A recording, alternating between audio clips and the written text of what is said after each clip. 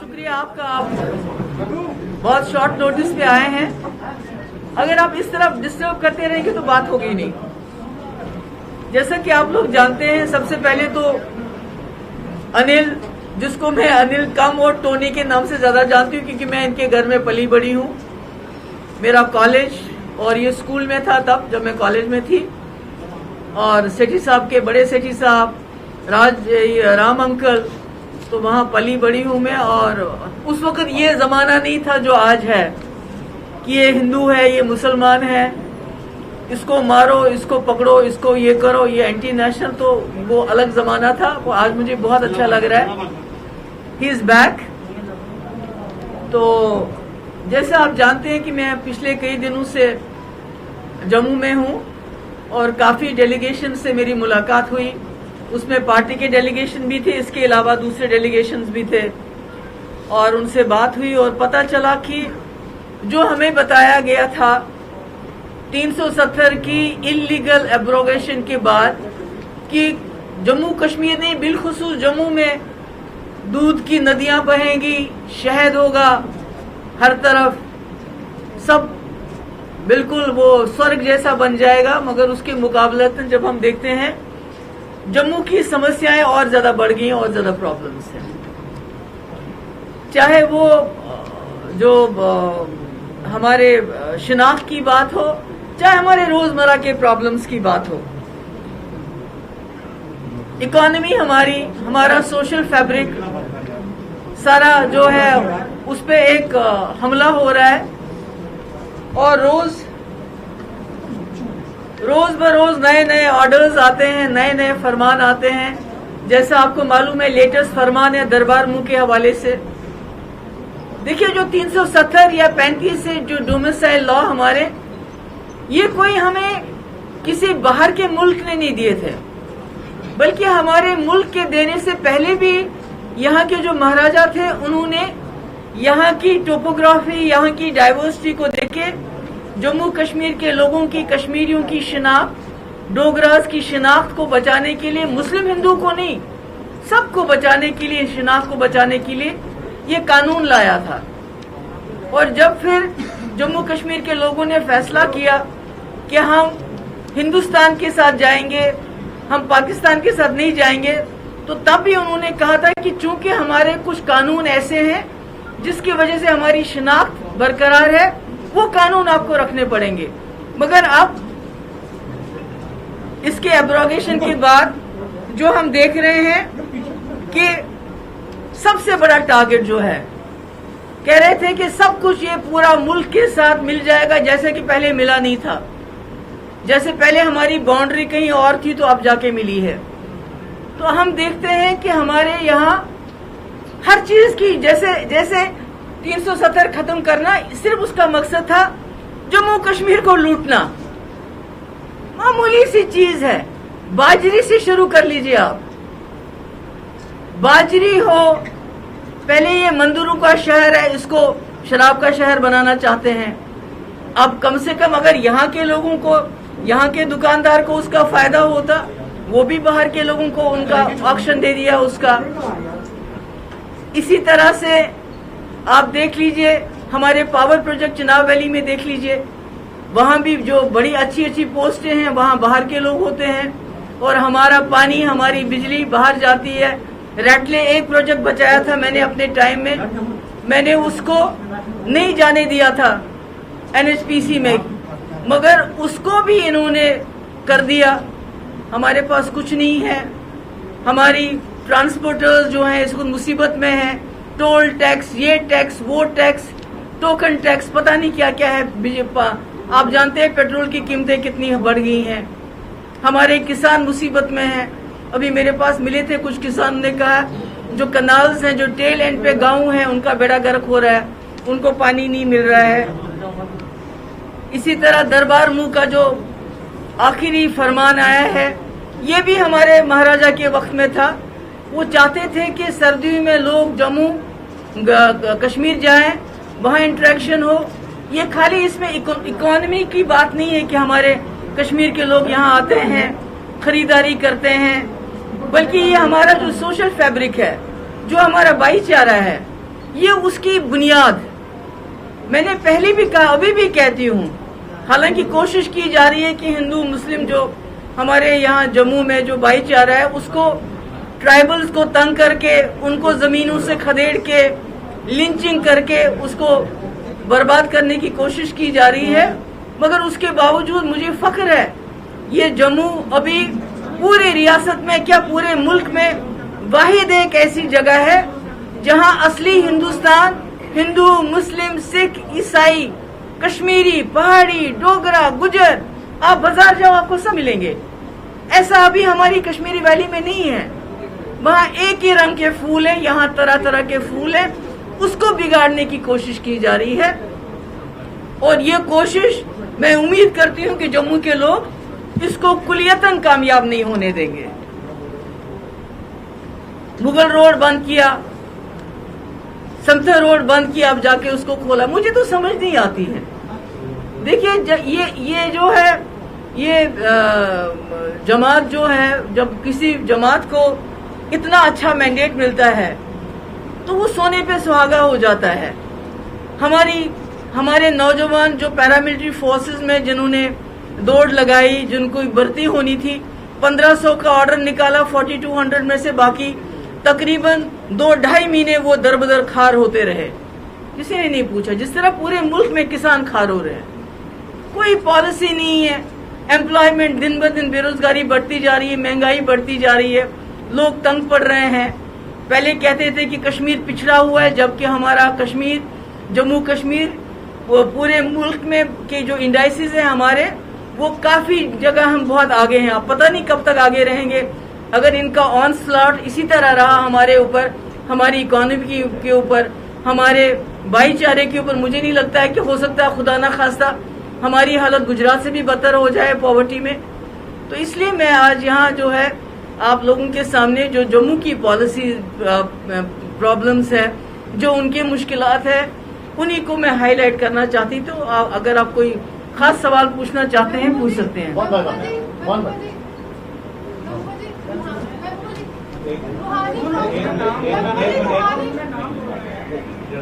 देखिए मैं कह रहा हूँ ना, सारे क्वेश्चन ये इंडिया टुडे के भट्ट साहब थे। आप भट्ट साहब, आप नाम वहीं से पढ़िए ना फिर। जी भट्ट साहब बोलिए। हाँ बोलिए सुनाई दे रहा है। Ma'am, you have opposed the action against 11 government employees, including the sons of Sayyid Salahuddin. You have said that this move of the government is anti-Kashmir. Ma'am, how can it be anti-Kashmir? Sayyid Salahuddin is responsible for bloodshed in Kashmir. He has targeted innocent Kashmiris. He has killed innocent Kashmiris. And now, after a proper investigation, NIA inquiry, Sayyid Salahuddin's sons have been found, aiding terrorism. Why are you supporting them? I am not supporting anyone. आपका बच्चा कौन सी class में पढ़ता है?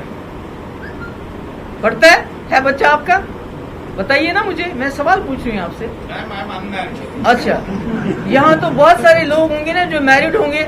अगर आप इस वक्त टेलीविजन में काम करते हैं, वो कोई और काम करेगा, तो उसको एक बच्चे को, एक लड़के को अपने फादर के एक्शंस के लिए रिस्पॉन्सिबल आप नहीं मान सकते unless and until you don't have proofs.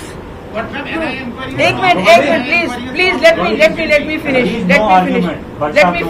आज तो क्वेश्चन ये खाली 11 लोग नहीं है, 20-25 लोगों को इस साल में इन्होंने बरतरफ कर दिया।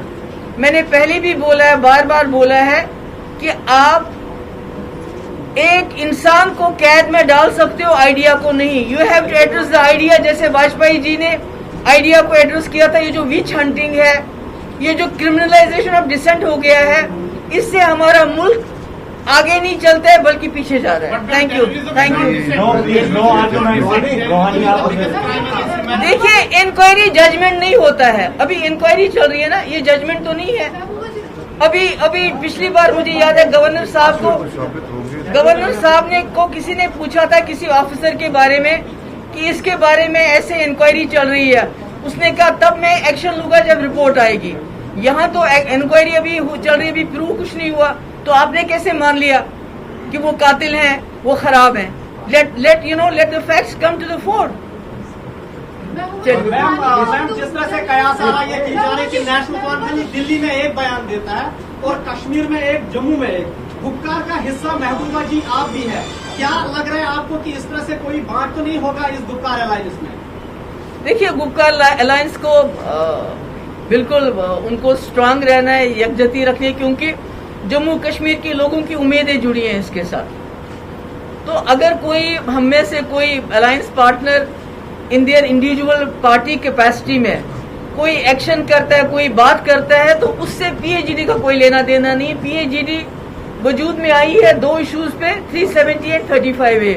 उसके अलावा जो हमारे रोज चैलेंजेस आएंगे, हम कैसे उसको डील करते हैं पार्टी के हिसाब से, दैट्स अ डिफरेंट थिंग। महबूबा जी, रूहानी फ्रॉम द न्यूज नाउ, आपने लास्ट इशू पे कहा था कि जब तक 370 रिस्टोर नहीं होगा I will not fight any election. But the question is, last government जो थी, जो स्टेबल गवर्नमेंट थी, जिसमें आपने बीजेपी के साथ कोalition बनाया था, you were the chief minister at that time, और अभी आप अगर डेमोक्रेटिक प्रोसेस को नकार देंगी तो आपको नहीं लगता कि आपकी पार्टी के लिए नुकसान होगा? मैं डेमोक्रेटिक प्रोसेस को नकार नहीं रही हूँ, फिर हम डीडीसी में पार्टिसिपेट नहीं करते। मैं इंडिविजुअल एज एन इंडिविजुअल से कि मेरे लिए ये बहुत इमोशनल मामला है। मैंने पहला इलेक्शन लड़ा है, जम्मू कश्मीर कॉन्स्टिट्यूशन और अपने मुल्क की कॉन्स्टिट्यूशन की सौगंध खाई है, दोनों झंडे मैंने हाथ में रखे हैं। तो जब तक अपना कॉन्स्टिट्यूशन और मुल्क का कॉन्स्टिट्यूशन इकट्ठे नहीं हो जाते, जैसे कि हमको है, it's a part of our Indian constitution, तब तक मैंने कहा मैं खुद इलेक्शन नहीं लड़ूंगी। महबूबा जी, देवरापुर प्रांत अर्ली पोस्ट न्यूज़पेपर, आप लगातार ये कह रही है कि पाकिस्तान से बातचीत होनी चाहिए, भारत को ये आज जम्मू कश्मीर के इश्यूज, आज जम्मू के इश्यूज की बात कीजिए। मुझे पता है आपको ये खबर मिलेगी तो जम्मू की प्रॉब्लम। मैम, कश्मीर रेजोल्यूशन, मसला कश्मीर हल होना चाहिए, ये कश्मीर की आवाम नहीं चाहती, और ये आज नहीं बल्कि पिछले 70 सालों से कश्मीर की आवाम चाहती है। लेकिन जब भी कश्मीर रेजोल्यूशन की बात आती है, मसला कश्मीर हल होना चाहिए, आप कहते हैं कि पाकिस्तान के साथ डायलॉग होना चाहिए। क्या मसला कश्मीर पाकिस्तान के साथ डायलॉग होकर ही हल हो सकता है? वाजपेयी जी ने क्या किया था? जी बताएं। वो तो बीजेपी की लीडर हैं, उन्होंने क्या किया था? उससे पहले इंदिरा बट्टू अकॉर्ड हुआ था, शिमला अकॉर्ड हुआ था। उससे पहले जवाहरलाल नेहरू ने शास्त्री जी को भेजा था। मोदी साहब खुद चले गए पाकिस्तान में ग्रैंड डॉटर की शादी में। ये सब चीजें तो, ये तो महबूबा मुफ्ती नहीं कह रही है, ये तो कहीं ना कहीं हमारी जो लीडरशिप है इस मुल्क की, वो भी समझते हैं इस बात को। अभी आपने बॉर्डर्स पे सीज फायर किया, तो आज हमारे बॉर्डर कुटवा से लेके करना तक लोग आराम से सोते हैं, नहीं सोते हैं। इन्फिल्ट्रेशन कम होगी, जो कि खुद आपके आर्मी के चीफ कहते हैं इन्फिल्ट्रेशन कम होगी सीज फायर के बाद। मिलिटेंसी भी उसी हिसाब से फिर एक्शंस कम हो जाते हैं। तो अगर आपको लगता है, जैसे वाजपेयी जी कहते थे कि आप दोस्त बदल सकते हैं, हमसाये नहीं, तो महबूबा मुफ्ती कहती है तो कौन सा गुनाह हो जाता है?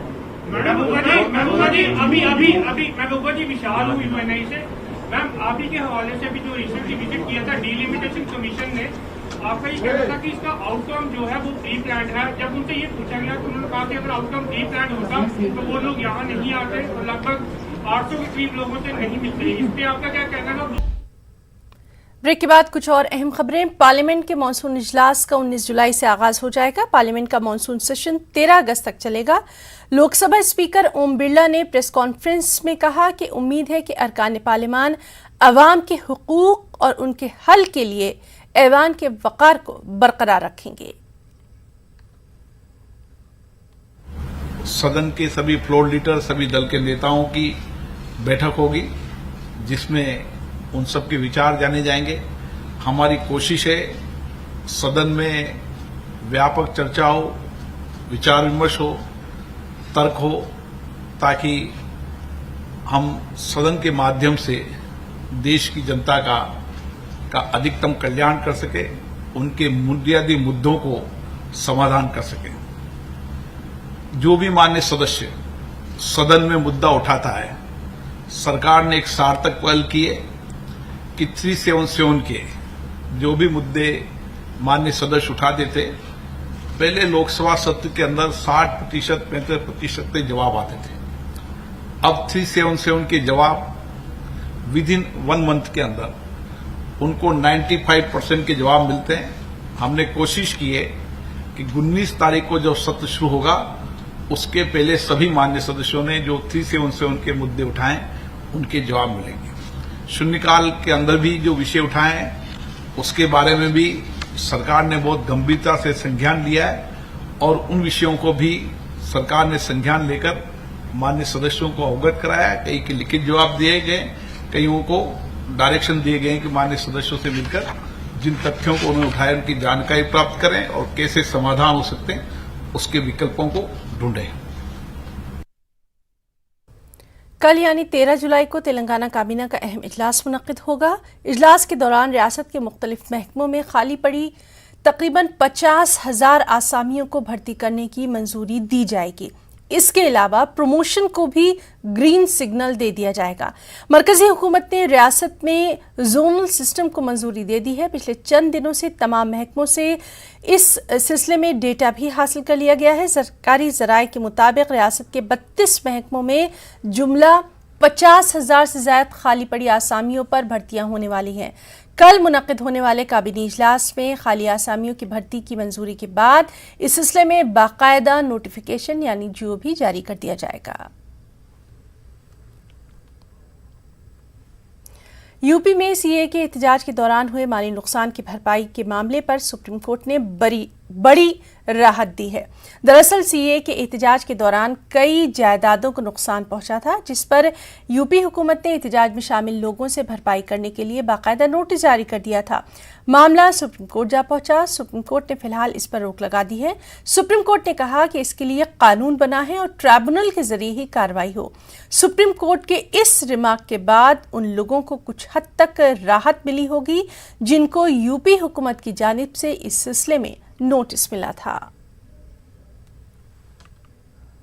सुप्रीम कोर्ट ने यूपी सरकार से यह कहा है कि सीएनआरसी के दौरान सार्वजनिक संपत्तियों को जो नुकसान पहुंचाया गया था और नुकसान की भरपाई करने के लिए जिला प्रशासन ने जिन आरोपियों को नोटिस जारी कर यह कहा था कि उनकी संपत्ति जब्त कर ली जाएगी, उस पर कोई कार्रवाई ना की जाए। बहरहाल सुप्रीम कोर्ट ने इस पूरे मामले की सुनवाई के दौरान उत्तर प्रदेश सरकार से यह कहा कि जो नए कानून बनाए गए हैं यानी कि ट्रिब्यूनल के द्वारा ही इस पूरे मामले की सुनवाई की जाए और कानून के मुताबिक ही तमाम आरोपियों पर कार्रवाई की जाए। आपको बता दें कि सुप्रीम कोर्ट में एक अर्जी दाखिल की गई थी। उस अर्जी में यह कहा गया था कि उत्तर प्रदेश सरकार उन तमाम आरोपियों का पोस्टर चस्पाकर उनके घरों की भरपाई करने की बात कर रहा है, लेकिन सुप्रीम कोर्ट ने मामले की सुनवाई के दौरान उत्तर प्रदेश सरकार को कहा था कि इस मामले को लेकर कोई नया कानून बनाया जाए। बहरहाल यूपी सरकार की तरफ से सुप्रीम कोर्ट में यह जानकारी दी गई है कि इस पूरे मामले को लेकर उत्तर प्रदेश सरकार के द्वारा एक ट्राइब्यूनल का गठन किया गया है और ट्राइब्यूनल इस पूरे मामले में आगे की कार्रवाई करेगी। इस पर सुनवाई करते हुए सुप्रीम कोर्ट ने यह कहा है कि उन तमाम आरोपियों पर फिलहाल यूपी सरकार कोई कार्रवाई नहीं करेगी जिनको जिला प्रशासन ने संपत्ति को जब्त करने के लिए पहले नोटिस जारी किया था। कहीं ना कहीं सुप्रीम कोर्ट की इस टिप्पणी से उन तमाम आरोपियों को एक बड़ी राहत मिली है जिनको फिलहाल ये डर था कि आने वाले दिनों में उत्तर प्रदेश सरकार उनके खिलाफ कोई बड़ी कार्रवाई कर सकती है। कैमरामैन जगदीश गौतम के साथ सुशील पांडे, न्यूज़ 18, दिल्ली। दिल्ली से खबर है, जहां पानी के मसले पर बीजेपी ने मोर्चा खोल दिया। पार्टी ने आज मुजाहरा किया और वज़ीर आला अरविंद केजरीवाल के खिलाफ नारेबाजी की। पुलिस ने एहतजाजियों को रोकने के लिए पानी की बौछार का इस्तेमाल किया। इस दौरान एहतजाजियों और पुलिस के बीच धक्का मुक्की देखी गई। बीजेपी का इल्जाम है कि दिल्ली हुकूमत ने पानी मुफ्त देने का वादा किया था, लेकिन लोग आज भी पानी की एक एक बूंद के लिए तरस रहे हैं।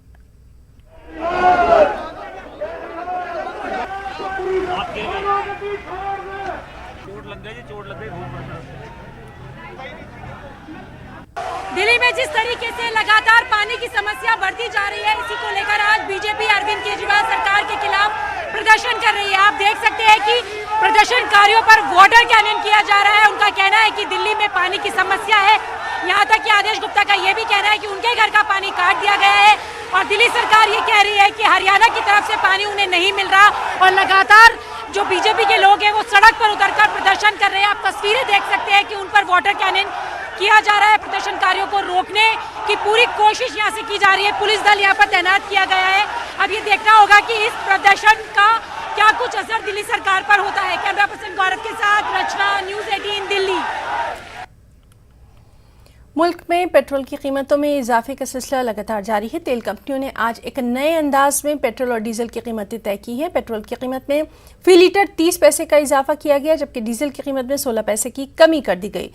बैनुल-अक़वामी बाजार में खाम तेल की कीमतों में कमी के बावजूद मुल्क में पेट्रोल और डीजल की कीमतें हैं कि आसमान छू रही हैं। कोरोना से मुल्क के कई शोबे बुरी तरह से मुतासर हैं, लाखों अफराद बेरोजगार हैं। इसके बावजूद मरकजी हुकूमत पेट्रोल और डीजल पर टैक्स में इजाफा करते हुए आम आदमी की जेब पर माली बोझ डाल रही है। कीमतों में तब्दीली के बाद हैदराबाद में फी लीटर पेट्रोल की कीमत 105 रुपये 15 पैसे, जबकि फी लीटर डीजल की कीमत 97 रुपये 78 पैसे तक जा पहुंची है। पेट्रोल और गैस की कीमतों में इजाफे के खिलाफ कांग्रेस पार्टी की तरफ से हैदराबाद में एहतजाज किया गया। हैदराबाद के इंदिरा पार्क पर तेलंगाना कांग्रेस पार्टी के वर्किंग प्रेसिडेंट अंजन कुमार यादव की क़यादत में ये एहतजाज किया गया। इस दौरान अंजन कुमार यादव बैल बंडी पर सवार होकर इंदिरा पार्क पहुंचे, यानी बैलगाड़ी पर सवार होकर वो इंदिरा पार्क पहुंचे। एहतजाजी कांग्रेस लीडरों और कारकुनों ने मरकजी और रियासती हुकूमत के खिलाफ जमकर नारेबाजी की। पुलिस ने कई एहतजाजियों को हिरासत में लिया। पेट्रोल की कीमत में 28 पैसे का इजाफा हुआ, जबकि डीजल की कीमत में मामूली कमी की गई। ताज़ा इजाफे के बाद दिल्ली में फी लीटर पेट्रोल की कीमत 101 रुपये 19 पैसे हो गई। मुंबई में फी लीटर पेट्रोल की कीमत 107 रुपये से पार जा पहुंची।